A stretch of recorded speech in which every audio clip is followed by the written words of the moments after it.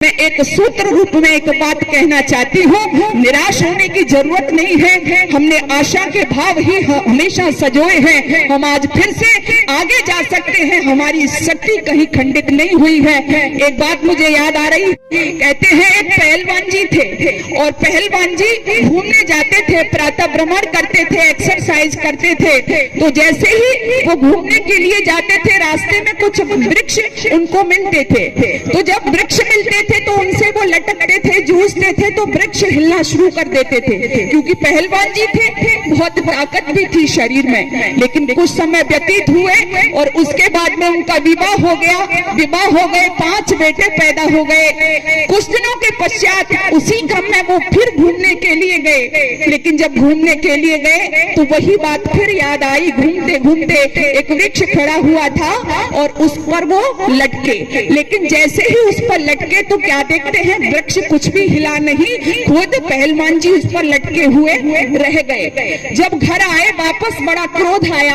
अपनी पत्नी से आकर के कहा कि तूने तो मेरा सब कुछ बर्बाद कर दिया, चौपट कर दिया। पहले जब मैं घूमने जाया करता था तो किसी भी वृक्ष पर लटकता था, वृक्ष हिल जाता था, इतनी ताकत थी मेरे शरीर में। लेकिन आज तो मेरा सब लुट चुका है, बर्बाद हो चुका है। पत्नी मुस्कुराई और कहा कि घबराइए नहीं, तुम्हारे कितने बेटे हैं? 5 पुत्र हैं। 5 पुत्रों को बुलाया और 5 पुत्रों को पहलवान जी के साथ में किया और साथ में करके कहा कि अब जाइए। पहलवान जी 5 पुत्रों को लेकर के जहां पर पहले गए थे, घूमने के लिए जाते थे, जो वृक्ष खड़ा हुआ था वहां पर पहुंच गए और 5 बेटे और खुद जब उस पेड़ की डाली से लटके तो पेड़ हिला नहीं बल्कि जड़ से ही उखड़ आया। पत्नी ने कहा कि देखा आपने, आपकी ताकत कहीं गई नहीं है बल्कि आपके 5 पुत्रों में ये बट गई है। ठीक सज्जनों, मैं आपसे भी कहना चाहती हूँ, हमारी भी ताकत कहीं गई नहीं है बल्कि हमारी जातिवाद, गोत्रवाद, है ना, धर्मवाद, महजबवाद में बट गई है। इस सब से ऊपर होकर के हम अपने महापुरुषों से प्रेरणा लें और आगे बढ़े तो निश्चित ही मुझे चंद लाइनों के साथ वाणी विराम कहूंगी। आप सबने एक उदाहरण देखा होगा, कविवर तेज सिंह ने लिखा है कि क्या वजह है दर्जी, क्या वजह है दर्जी कैंची से कपड़े को काटकर, क्या वजह है दर्जी कैंची से कपड़े को काटकर कैंची को हमेशा तले पांव के दबाता है।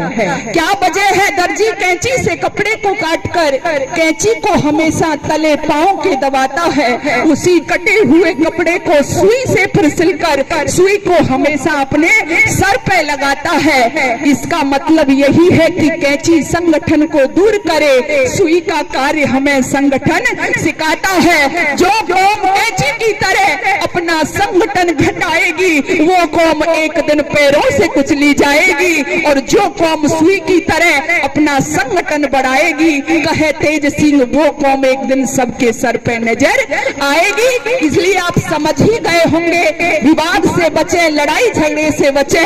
कोई भी आयोजन होता है उससे हम प्रेरणा लें और हम ही नहीं, अपने घर में अपने बच्चों को, अपनी संतति को वो सब सिखाएं, संस्कार दें। जब तक चरित्रवान नागरिक पैदा नहीं होंगे, श्रेष्ठ समाज का निर्माण नहीं होगा। जब तक हम संस्कारित संतति इस दुनिया में नहीं लाएंगे, हमारा जो उद्देश्य है, सबका उद्देश्य एक ही है, महान राष्ट्र हमारा बने, अच्छा समाज हमारा क्रिएट हो, तो तभी हम कर पाएंगे। मैं भी एक छोटा सा प्रयास इस दिशा में संस्कार जागृति मिशन के माध्यम से कर रही हूँ। आप सबका आशीर्वाद है और भी मैं चाहूंगी आप जहाँ मेरा ये समझें कि इसके प्रति जहाँ भी कोई कार्य आप अपने बच्चों में, युवाओं में, जो हमारी वैदिक संस्कृति है जो लोप हो रही है, हमारे संस्कार लोप हो रहे हैं, फिर से हम उनको अवगत कराएं।